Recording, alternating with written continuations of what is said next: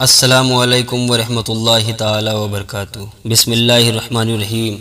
شروع کرتا ہوں اللہ کے نام سے جو بڑا مہربان اور نہایت رحم کرنے والا ہے۔ آج کی اس ویڈیو میں ہم آپ کو یہودیت سے اسلام قبول کرنے والے ایک صوفی کا ذکر کریں گے۔ اس ویڈیو میں یہ بھی بتائیں گے ان کا برہنہ رہنے اور کلمہ پورا نہ پڑھنے پر ان کو کس طرح شہید کیا گیا تھا۔ ویڈیو کی طرف جانے سے پہلے آپ سے گزارش ہے کہ ویڈیو کو لائک اور چینل کو سبسکرائب کرنا مت بھولیے گا۔ ناظرین، یہ بزرگ کوئی اور نہیں سرمند کاشانی ہے۔ یہ مغل بادشاہ شاہجہاں کے آخری عہد میں دلی آئے تھے۔ انہوں نے جامع مسجد کی مشرقی دروازے کی سیڑھیوں کے پاس اپنا مسکن بنایا تھا۔ وہ اپنے وقت کے بہت مقبول صوفی تھے۔ آخری وقت میں وہ برہنہ رہنے لگے تھے اور کلمہ کا صرف لا الہ یعنی کوئی خدا نہیں ہے والا حصہ ہی پڑھا کرتے تھے۔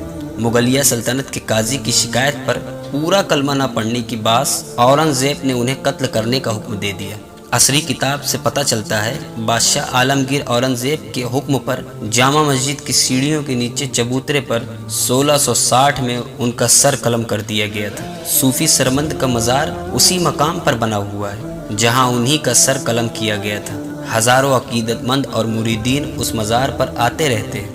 سرمند کی زندگی کے بارے میں عصری کتابوں میں بہت کم ذکر ملتا ہے۔ سرمند فارسی کے اچھے شاعر تھے۔ ان کی رباعیات کا مجموعہ بھی موجود ہے۔ سرمند آرمینائی نسل کے ایرانی یہودی تھے۔ وہ ایران کے کاشان خطے کے تاجر اور یہودی راہبوں کے گھرانے میں پیدا ہوئے تھے۔ کاشان میں ان دنوں بڑی تعداد میں یہودی اور مسیح آباد۔ انہوں نے بچپن میں ہی عبرانی اور فارسی زبان پر عبورت حاصل کر لیا تھا۔ نوجوانی میں انہوں نے توریت اور انجیل کا گہرا مطالعہ کیا۔ علم کی جستجو اور اس وقت کے سرکردہ اسلامی اسکالروں ملا صدر الدین محمد شیرازی اور میر فرزند یسکنی کی صحبت میں آئے۔ ان کے خاندانی نام کا پتہ نہیں چلتا۔ تذکروں میں صرف سرمند لقب ذکر کیا گیا ہے، لیکن بعض تذکروں میں سعید سرمند لکھا ہوا ہے۔ سعید ان کا اسلامی نام ہو سکتا ہے۔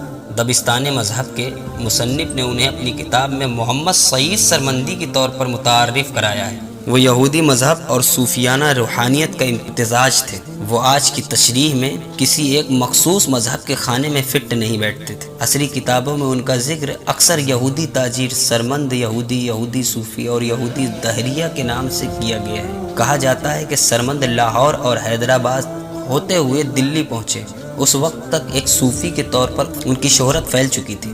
وہ ایک مجذوب کی کیفیت میں رہتے اور برہنہ رہنے لگے تھے۔ سرمند شہید میں سید محمد احمد سرمندی نے لکھا ہے چونکہ وہ قطعی طور پر برہنہ رہتے تھے اور باکمال بزرگ تھے، اسی لیے اور بھی زیادہ لوگوں کی توجہ آپ کی جانب رہتی۔ ہر طرف مذہب و ملت کے بزرگوں سے یکساں عقیدت اور احترام کے ساتھ ملتا تھا۔ اس کے اپنے دربار میں ہندو یوگی بھی رہتے تھے اور مسلمان درویش بھی۔ دارا کا تعلیم محمدی کی ستائش کرے گا۔ اگر یہودیوں کے ساتھ ہے تو یہودی مذہب کی بات کرے گا، اور اگر وہ ہندو کے درمیان ہے تو وہ ہندوؤں کی بات کرے گا، اور اگر مسلمان کے درمیان ہے تو مسلمان کی بات کرے گا۔ اسی لیے اورنگزیب نے اسے کافر قرار دیا تھا۔ مسیح فرقے پادریوں سے بھی بات کر کے بہت خوش ہوتا تھا۔ کہا جاتا ہے کہ سرمند شہزادے کی موجودگی میں اپنی کمر کو کپڑے سے ڈھک لیتے تھے۔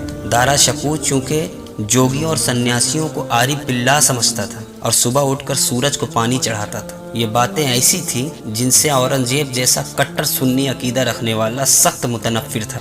بادشاہ بننے کے بعد شہزادہ دارا شکوہ پر کفر کا الزام لگا کر اس کا سر قلم کر دیا گیا تھا۔ اورنگزیب سرمند پر صرف برہنگی کی جوازی پر سزا نہیں دینا چاہتا تھا۔ اس دوران اس سلطنت کے قاضی کو یہ پتہ چلا کہ سرمند جب کلمہ پڑھتے ہیں تو صرف لا الہ پڑھتے ہیں اور اس سے آگے پڑھنے سے رک جاتے ہیں۔ یہ بات مشہور ہو گئی۔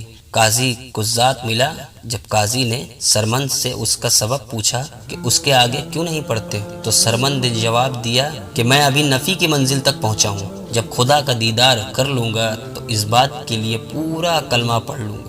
جس چیز کو دیکھا نہیں اس کا اقرار کیسے کر لوں؟ جب سرمند سے برہنگی ترک کرنے اور کلمہ پورا نہ پڑھنے کے لیے معافی مانگنے کے لیے کہا گیا تو انہوں نے مسکرا کر ایک شعر پڑھا۔ اس شعر کا ترجمہ یہ ہے یعنی منصور کا قصہ اب پرانا ہو چکا ہے، اب پھانسی پر لٹکنے کا ایک نیا فسانہ لکھا جائے گا۔ اورنگزیب نے سرمند کا سر قلم کرنے کا حکم دیا۔ جس وقت جامع مسجد کی سیڑھیوں کے نیچے ان کا سر قلم کیا گیا، وہاں عوام کا ایک بے پناہ ہجوم سرمند کی آخری زیارت کے لیے موجود۔ اب اسی مقام پر سرمند کا مزار ہے جو تاریخ کے اس عظیم کردار کی یاد دلاتا ہے۔ کہتے ہیں جب سرمند کو قتل کر دیا گیا، اس کے قتل شدہ سر سے لا الہ الا اللہ کی آواز 3 دفعہ نکلی۔ کچھ لوگوں کی یہ روایت بھی ہے کہ وہ کچھ دیر حمد الہی میں بھی مصروف رہا۔ سرمند کی شاعری میں عشق حقیقی کا ذکر ہوتا تھا۔